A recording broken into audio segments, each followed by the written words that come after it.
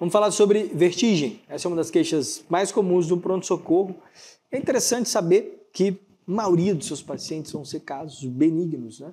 Um diagnóstico muito interessante de você conhecer nessa aula é a vertigem paroxística postural benigna, um caso muito comum no pronto-socorro, que a gente consegue resolver desde que a gente saiba o diagnóstico e sabe uma manobra muito específica que trata a grande maioria dos casos. Uma área muito interessante. Além do que, vertigem, se bem conduzida no pronto-socorro, você também garante não errar o diagnóstico do paciente grave com um AVC de fossa posterior. Então, um quadro, uma aula interessante, uma aula muito importante, uma queixa comum. Se você souber fazer o que a gente vai conversar aqui, você vai ter total segurança para atender os seus pacientes. Então, a primeira coisa que eu quero que a gente se pergunte, eu quero que a gente comece a entender, é a ideia de que, assim, cara, é vertigem mesmo?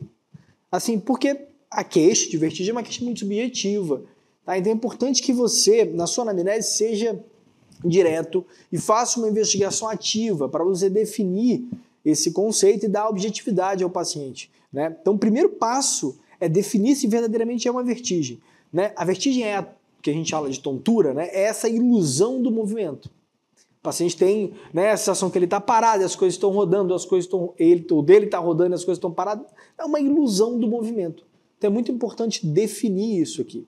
Às vezes você está frente a um paciente com sintomas de síncope, né? Ele apresentou até mesmo uma síncope, não uma tontura e não uma vertigem, tá? Então, seja muito objetivo nessa sua primeira avaliação. Outro ponto que é importante é o seguinte: definir o que é uma vertigem. Qual que é a primeira sequência de perguntas que eu gostaria de fazer? Primeiro é isso aqui, olha. Isso que você está vendo na tela aí, olha. Essa vertigem, ela é única e prolongada? Essa é a coisa que tem que estar na sua cabeça. Essa é a pergunta muito importante. Ela é única e prolongada? O que significa isso? Olha, o paciente acordou e está tonto há mais de 6 horas, há 9 horas. Repara que a pergunta do tempo aqui é muito importante, né? Ele não melhorou, ele não ficou tonto, melhorou, ficou tonto, melhorou. Não. Ele começou a ficar tonto e não teve melhora. Então, um quadro único e prolongado. Se a resposta é sim, você está frente a 2 situações apenas. Olha que interessante. Ou uma síndrome vestibular aguda, que é um quadro benigno, vamos falar assim, ou um paciente com AVC de fossa posterior. De um outro jeito, ou é uma queixa, né, ou uma patologia periférica, que está cursando com tontura, ou uma patologia de causa central. Então, obviamente que a de causa central aqui é muito mais complexo. Por quê? Enquanto a gente está falando de uma síndrome vestibular aguda, eu estou falando de alterações no oitavo par. Eu estou falando de sintomático. Quando eu estou falando de um AVC de fossa posterior, meu amigo, eu estou falando de imagem, de suporte, de UTI, de uma série de coisas. De sequela, de complicação, de aval neurológico, de transferência. Olha, o tratamento é completamente diferente. Então, obviamente que é importante pra caramba a gente conciliar e conseguir diagnosticar, diferenciar as 2 coisas. Talvez você tenha se perguntado, pô, Romulo, é AVC, então é só pedir TC para todo mundo que tem vertigem. Paciente com vertigem, indicação de tomografia. Errado. Se você fizer isso, você vai diagnosticar muito pouco. A clínica aqui é soberana. E a gente vai entender aqui quando que a gente vai pensar, portanto, numa causa central, que é essa causa mais grave. É muito interessante a gente raciocinar dessa maneira atendendo a vertigem. O TECS prova o contrário, é uma causa grave, é uma causa central, é um AVC de fossa posterior. Então eu sigo a minha investigação afastando essas possibilidades. Então qual seria a situação mais óbvia de você pensar num paciente com vertigem e um AVC? Um paciente que tem, obviamente, vertigem em déficit focal. Por exemplo, o paciente que tem vertigem e dismetria index nariz. Você já ouviu falar disso? Você já viu esse teste? Dá uma olhada. Teste muito simples. Você pede para o paciente de olhos abertos e depois de olhos fechados tentar fazer esse movimento, né? De colocar o primeiro indicador na ponta do nariz. Repara que o paciente tem uma dificuldade extrema do lado esquerdo. Ele não consegue. Você vê que quando ele fecha o olho, praticamente ele já perde completamente a noção e a posição do nariz. Olha, repara, o último movimento dele é completamente aberrante. Então esse paciente tem uma disfunção cerebelar profunda. Um paciente que chega desse jeito no pronto-socorro ou com outro tipo de déficit focal e tem tontura, olha, vai pensar obviamente num quadro de uma síndrome neurológica, um paciente fazendo um AVC, tá? Então, esse caso aqui é o que a gente fala de caso óbvio. Agora, beleza, nem todo caso é óbvio. Então, o que eu tenho que fazer nos outros? Show! A gente vai fazer este protocolo chamado HINTS. E aqui é muito simples o HINTS. O HINTS está falando de 3 coisas aqui. Primeiro, Head Impulse, nistagmo e o Test of Skill, ou desvio de skill. Pronto. São essas 3 coisas que a gente vai fazer. São três coisas que eu vou buscar no meu paciente. Vai, pensa dessa maneira. São 3 coisas que eu vou investigar nele. O que é o Head Impulse? Primeira coisa, fica na tela aí. Dá uma olhada nessa imagem aqui. O Head Impulse é exatamente isso. Olha, é você segurar o paciente, pedir para ele olhar, por exemplo, para a ponta do seu nariz e você fazer um movimento de rotação com a cabeça dele, 20, 30 graus, e depois, de modo brusco, você corrigir o movimento de modo brusco. O que vai acontecer com uma pessoa normal? Ela vai conseguir manter o olhar na ponta do seu nariz, mesmo com esse movimento brusco. A perda, ou seja, a necessidade de corrigir o olhar, indica que esse paciente tem um problema do nervo, né, do reflexo vestíbulo ocular, né, vestíbulo ocular. Ou seja, mostra a esse paciente que ele tem uma causa periférica. Ele tem uma alteração do 3º, do 6º, do 8º par, tá? Então dá uma olhada no teste como que ele se estabelece. Se liga aí na tela. Olha a correção brusca do movimento, pum, o olho corrigindo. Correção brusca do movimento, correção do olho. Reparou ali? Vou botar mais uma vez, vai ficar mais claro ainda. Repara no olhar da paciente. Ela está olhando provavelmente para a ponta do nariz da médica. Olha a correção que ela vai fazer. Olha, movimentou 20 graus, corrigiu bruscamente. Pum! Olha a correção do olhar. Movimentou, pum! Olha a correção aberrante. O olho chega a ter que precisar de mais de um movimento para conseguir corrigir. Então isso mostra, né, um reflexo vestíbulo ocular alterado, uma causa periférica. Se é uma causa periférica, de certa maneira é uma coisa, né, boa. Central está ok, é o periférico que está ruim, por isso que o olho corrige. Né? O central do paciente está ok, ele sabe onde está o nariz, mas ele tem que corrigir porque, né, o reflexo está alterado, a causa periférica está alterada. Então esse reflexo denota um problema periférico, beleza? E não central. Importante isso aqui, tá? Vamos lá. Próximo teste. Nistagmo. Como que eu testo esse nistagmo? O nistagmo ele é evocado pelo olhar. Então eu peço para o paciente fazer uma mudança de direção do olhar, né, para o lado esquerdo, para o lado direito, e eu observo se há nistagmo. A presença de nistagmo ou a ausência de nistagmo é que eu vou avaliar no meu teste. Por exemplo, dá uma olhada nisso aqui. Essa paciente aqui ela está olhando aqui primeiramente à direita e a gente vai reparar o teste acontecendo. Olha, repara. Então, olhando à direita, olhando à esquerda, né, provavelmente para algum objeto ali em cima da mesa. Agora o colega vai pôr, né, olhando para frente e agora pediu para olhar rapidamente para o lado direito e novamente para o lado esquerdo. Repara que não há nenhum tipo de nistagmo, seja para cima e para baixo, seja para o lado e para o outro. Mas olha este paciente agora. Olha o nistagmo dele, parece que sempre bate para o lado esquerdo dele. Repara, o olho parece sempre puxando para o lado esquerdo. Essa paciente é a mesma coisa, olha. Mudança de... Ó, ela vai olhar para a esquerda, olhar para a direita, o olho está sempre corrigindo, olha. Olhou para lá, olha a correção ocular. Repara que é um para ver bem isso aí, né? O olho sempre batendo para o lado esquerdo da paciente. Normalmente isso acontece porque a neurite ela se dá de modo unilateral. Então o nistagmo ele tende a corrigir, né? Ele tende a bater, igual eu estou falando assim para você lembrar, para o lado bom. Então está batendo aqui para o lado esquerdo no primeiro paciente. Nessa paciente que bateu para os dois lados, está bilateral no quadro dela, tanto para a esquerda quanto para a direita. Depois você volta um pouquinho e assiste mais vezes. Tem vários vídeos na internet sobre esse tipo de alteração, uma alteração bem clássica. Então, o que eu estou avaliando aqui? O paciente que tem um nistagmo que não muda de direção, ou seja, aquele do primeiro paciente, bate só do lado à esquerda, né? É um nistagmo que não muda de direção, normalmente é de causa periférica. Agora, um nistagmo que muda de direção para um lado, para o outro, para cima, para baixo, vira e mexe, ele faz um nistagmo torsional, né? É como se o olho girasse antero-posterior. Olha, isso é indicativo de uma causa central. Então, um nistagmo aí que fixa no mesmo local, nistagmo periférico, nistagmo que muda de direção, vertical, para cima ou para baixo, ou que dá essa sensação que ele está girando no próprio eixo, obviamente que esse nistagmo é um nistagmo de causa central. Beleza? Então o que a gente pode ficar na mente é, nistagmo não muda de direção, periférico. Mudou ou se tornou aberrante, central. Beleza? Então, head impulse, e aqui foi o nistagmo evocado pelo olhar. Último teste, que é o desvio de skill ou test of skill. Vamos lá, vamos dar uma olhada. Esse teste é muito simples, botar o paciente na sua frente, você vai tampar o olho direito, vai pedir para ele olhar primeiro para a ponta do seu nariz, tampa o olho direito, 3 segundos, tampa o olho esquerdo, 3 segundos, tampa o olho direito, 3 segundos, tampa o olho esquerdo. O que você vai observar no paciente? Você vai observar uma incapacidade dele manter o olho fechado, que você está ocluindo, apontando para o seu nariz. É como se toda vez que você tampasse aquele olho, o paciente perdesse a noção onde está o seu nariz e o foco dele vai cair. É como se ele estivesse olhando para baixo. Então olha a sensação que vai dar. Então a gente chama isso de desalinhamento. Quando a correção ela é lateral, está normal. Às vezes você está olhando e aí quando você troca de olhar, você tem que dar uma correçãozinha para o lado para você encontrar o ponto de foco. Mas quando o desalinhamento é vertical, isso é um sinal patológico. Dá uma olhada no vídeo, olha. Tampou o lado direito, olha o olho direito subindo de baixo para cima.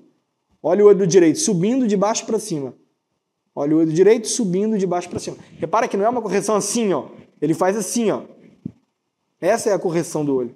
Tá? Isso mostra uma alteração no teste. Essa imagem, que é como se fosse isso aqui, ó, o movimento horizontal benigno, o movimento patológico, o movimento maligno, né? O movimento de... Não maligno aqui, mas vai aqui patológico, porque a gente está falando aqui de um paciente de causa central. Então, quando eu tenho essa alteração lateral ou nenhuma alteração, teste normal. Quando eu tenho um teste com desalinhamento vertical, eu estou falando de um paciente com probabilidade de causa central. E aqui eu não finalizo o HINTS, tá? Não acabou o HINTS, porque a gente pode fazer ainda o que a gente fala de um HINTS Plus.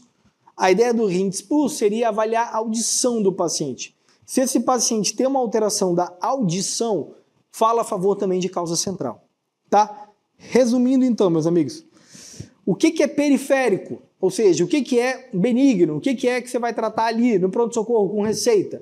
É o paciente que tem o head impulse alterado, um nistagmo do mesmo lado e não tem desnivelamento vertical no test of skill e não tem alteração da audição. Isso fala a favor de uma causa periférica. Todo o outro lado, né, o contrário de causa central. Suspeita que em AVC de fossa posterior, eu preciso proceder à minha investigação e o meu segmento aqui com o médico especialista, com o neurologista. Muito importante que você saiba disso. Britão, e se meu paciente chegou com essa história de queixa única e prolongada, durou 4 horas e ele melhorou?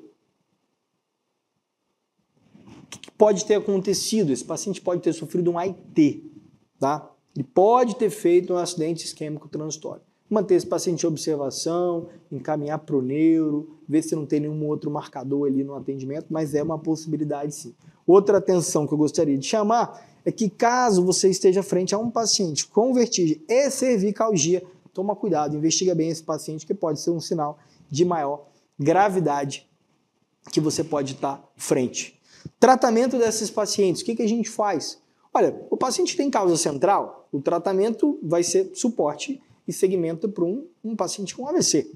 Né? Pronto, né? O tratamento aí bem mais complexo. Quando a gente está falando de um quadro periférico, a conduta normalmente é sintomático, que é antiemético, supressor, vestibular, e alguma outra medicação que venha ao caso a depender do paciente. Só que existe uma outra coisa que a gente pode fazer aqui que é muito legal, que é o seguinte, quando a gente tem um paciente com uma queixa periférica, como a gente falou, que tem aquelas características no meu exame, ele pode ter uma queixa que não é única e prolongada, mas é uma queixa de vertigem que é episódica, se associa ao movimento, à postura e é recorrente. Então o paciente mexe a cabeça, fica tonto, levanta, fica tonto, deita, fica tonto, mas tem dias que ele está assim. Ou seja, não é um quadro de uma neurite vestibular aguda, mas é um quadro episódico e recorrente e bem comum no pronto-socorro. Este paciente é o paciente com a vertigem paroxística postural benigna. E aqui é muito legal porque o diagnóstico é uma manobra e o tratamento também. Dá uma olhada nisso aqui. Primeiramente, quando a gente tem a suspeita da vertigem paroxística benigna, postural benigna, primeira coisa que a gente tem que lembrar é o seguinte: aquele paciente está tendo um desvio, uma ilusão do movimento por uma posição anômala dos cristais. Os cristais estão reposicionados no utrículo. E essa mudança de posição faz com que aquele movimento oscilar, né, ou para cima e para baixo, estimule ali o movimento ciliar e ele tem a sensação que ele está, né, fazendo um movimento que ele não está fazendo. Então ele tem essa ilusão de movimento. Por isso que ele tem essa sensação de vertigem. Então o tratamento e o diagnóstico é confirmar se esses cristais estão lá e o tratamento é reposicioná-los para o local correto. Tá? Então o que a gente faz? Primeiramente eu tento entender se ele realmente tem essa alteração. A manobra que a gente faz é a manobra de Dix-Hallpike. Dá uma olhada na manobra como que a gente é. Paciente sentado na maca, estou na tela aí. Paciente sentado na maca, tanto na frente quanto atrás dá para fazer, tá? Não teria muito problema isso. Uma rotação aí de 45 graus para a esquerda ou para a direita, eu vou testar os dois lados. E a maca precisa estar até a região da cervical, porque na hora que o paciente for deitar, a cabeça tem que pender para baixo. Dá uma olhada no vídeo, olha. Posiçãozinha 45 graus para a direita, repara. Aí, posição atrás. Ó, deitou o paciente, deixou a cabeça cair 30 graus mais ou menos para fora do leito, mantém a rotação e eu observo para ver se a paciente faz o quê? Nistagmo. Fez nistagmo à direita, provavelmente ela tem uma alteração dos canais à direita ou anterior à esquerda.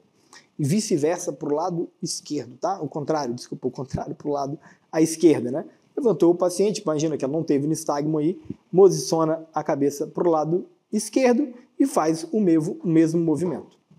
Vamos dizer que tenha dado positivo aqui, né? O paciente apresentou um nistagmo oscilatório, que normalmente começa devagar, aumenta e depois diminui.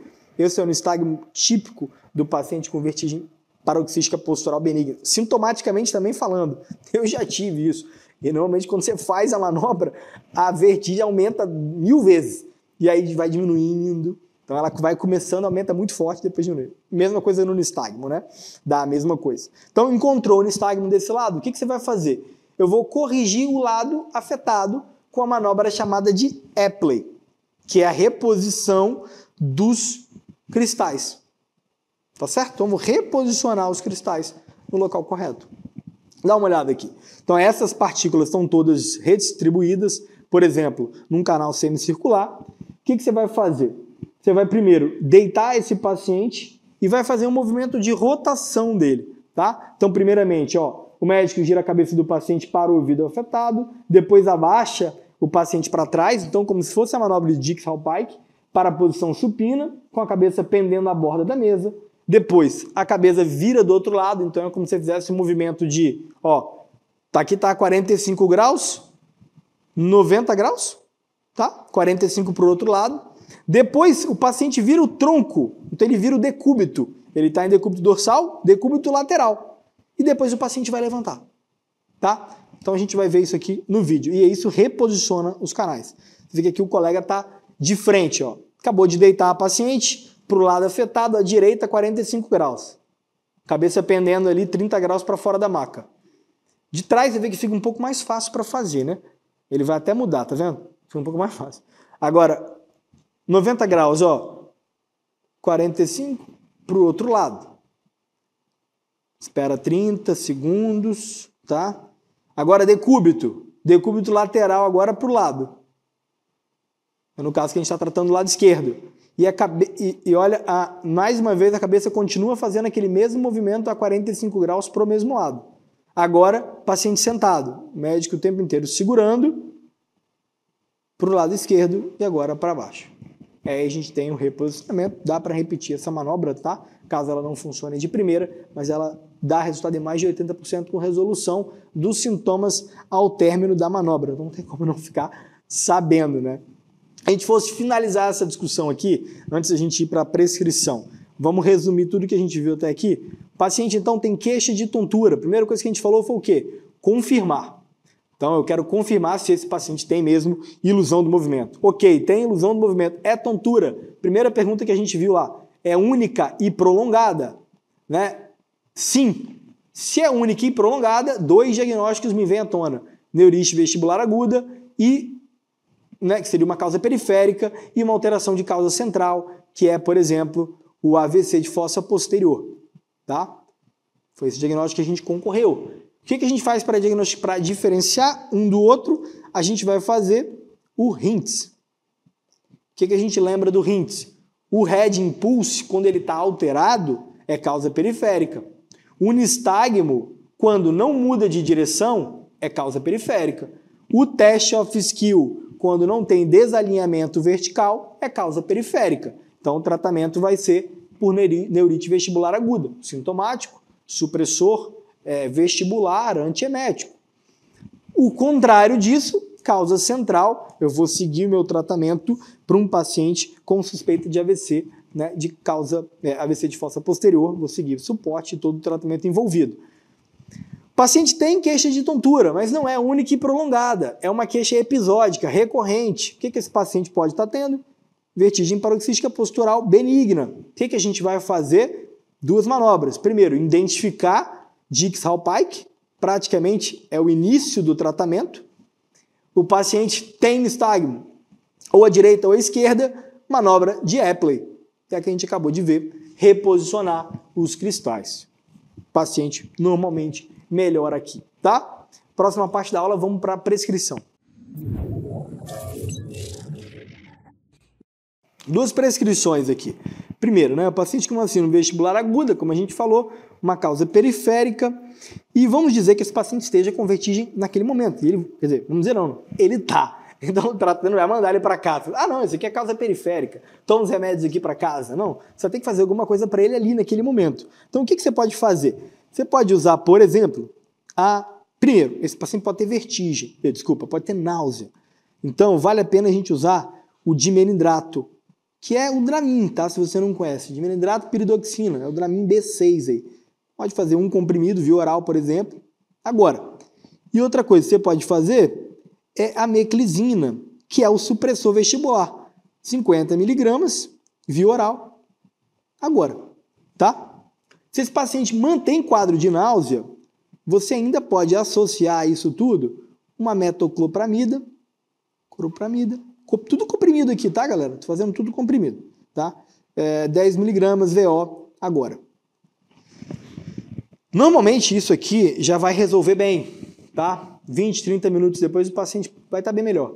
Se ele estiver fazendo náuseas recorrentes, você pode usar o dimenidrinato, por exemplo, o Dramin, na EV ou até mesmo intramuscular.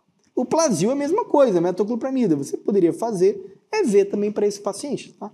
Então, a depender do grau do paciente, do grau de sintoma, o paciente já vomitou 2, 3, 4 vezes, você vai dar um monte de comprimido? Olha, é melhor você fazer EV, tá? E aí você faz a meclizina VO depois que o paciente melhorou um pouco da náusea.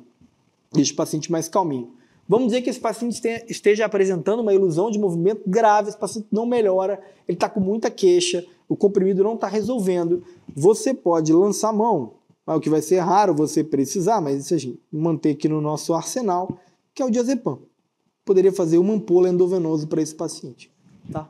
É claro que esse paciente para casa vai manter um tratamento. Então, obviamente, quando esse paciente melhora, eu libero ele para casa, né? Então vou colocar aqui ambulatorial, eu vou liberar esse paciente, por exemplo, com o Dramin.